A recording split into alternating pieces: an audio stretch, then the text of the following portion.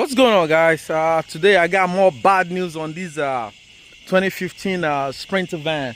I can see I actually dismantled so many things, and I got some cracks. But the bad news for today is that there's a hole in the engine bay. See, that's the hole. So actually, I drained the oil. I wanted to make sure the engine didn't lock up, so I make sure that the engine didn't lock up that, because I can make sure it's not locking up. But when I drained the oil and I decided to come to the alternator side, because the alternator also was smashed all as well, you can see that.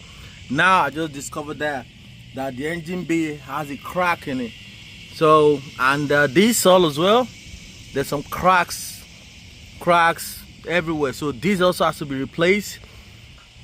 If it has to be replaced, the engine bay, I don't know what we're gonna do. I know it's possible to weld it back, or else do I have to damage this engine? I don't think so, man.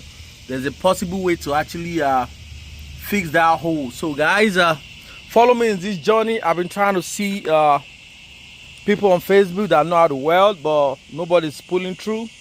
If not, I might have to weld it myself, because I can weld, but I've never welded the cast iron before, so I don't know how it works. So guys, just follow me this journey, man. We in this together, man.